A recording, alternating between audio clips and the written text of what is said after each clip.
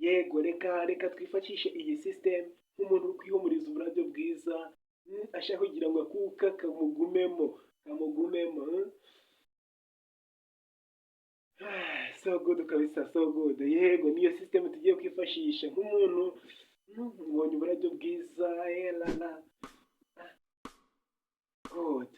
Yes, niyo system dushaka kwifashisha niyo logique kugira ngo tubashe kumva neza uko umuntu ashobora kubika umwuka arakoresha aririmba. Yego.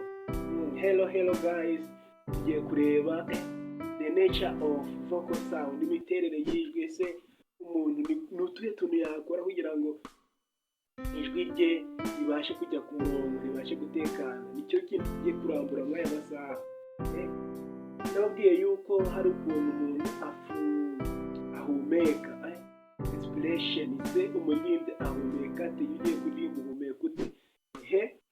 Icyo bita cya kabiri, icyo bita phonation. Uko ijwi ryawe urikoresha, ese ijwi ryawe urikoresha ute? Gatatu, icyo bita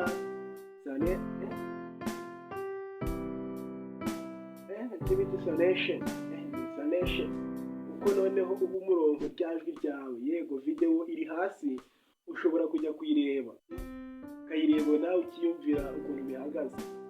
Articulation, noneho uko ushyira amagambo muri ryajwi ryawe. Yita amagambo yatonde gute nyaboneka.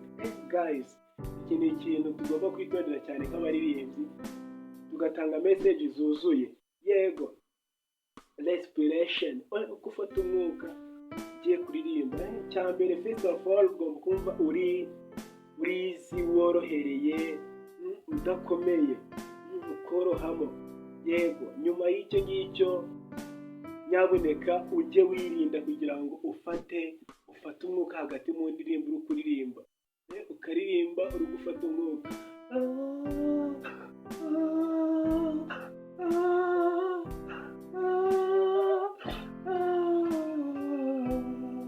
Ntabwo ari byiza. Niba uri kuririmba, fatira umwuka rimwe, uragufasha kuririmba mpaka ugize ute, mpaka usoje. Niyo mpamvu indirimbo zigira tamol, ukagera muri tamol ukongera ugafata undi mwuka uragufasha mu gihe ikindi ugiye kuririmba. Yego, reka dufate umwuka. Reka ukuntu umwuka ufatwa. Iyo umwuka ugiye gufata umwuka, nababwiye yuko umubiri wawe uba uri easy, ubundi ugafata umwuka urakoresha.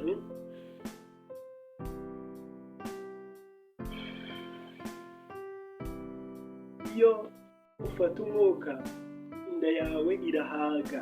Ntabwo ufata umwuka ngo isonze, oya, irahaga. Niyo ufata umwuka ukumva inda irashonje, oya, ntabwo ari ubwo buryo ufata umwuka. Ufata umwuka inda igahaga. Iyo wafashe umwuka niwo ugufasha mu gusoza indirimbo, ukayisoza neza. Guys, baririmbyi, tujye twibuka ko indirimbo iba nziza iyo watangiye neza ugasoza neza, nibwo indirimbo iba iryoshye. Naho watangiye neza ugasoza nabi, indirimbo uba wayishe. Guys, tujye tubizirikana, tubihe agaciro. Yego, aka ngaka ndaza kubereka umwitozo. Noneho aka kabiri, icyo bita phonation, uko ukoresha ijwi. Ese ijwi ryawe urikoresha mu buhe buryo? Hari abantu dukunda guhanika amajwi yacu tukayashyira ahantu tutageze. Ni ikibazo gikomeye. Ririmbira ahantu ugezeho, icyo bita key.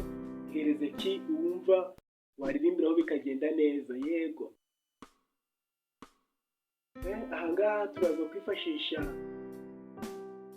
akagero gato, ndaza kukabaha dusoje ibi byose. Noneho resonation, uko umuntu noneho umurongo ijwi ryawe wasohoye uriho umurongo mu buhe buryo.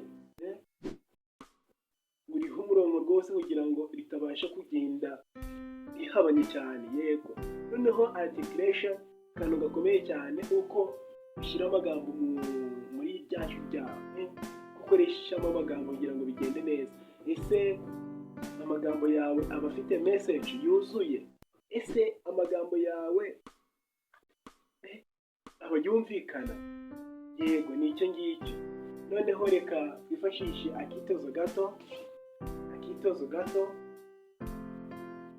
kugira ngo bibashe kumvikana neza. Yego, tugiye kubanza dufate umwuka no dufasha umwitozo wacu.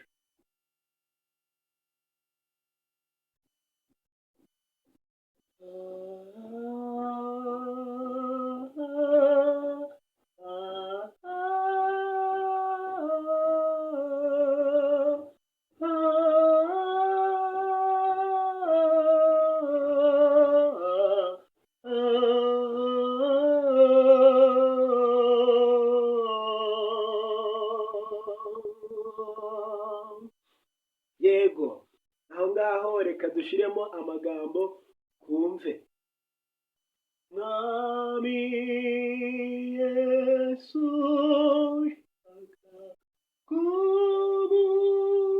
kubuwawe ngwino ture mu mutima wanjye iteka.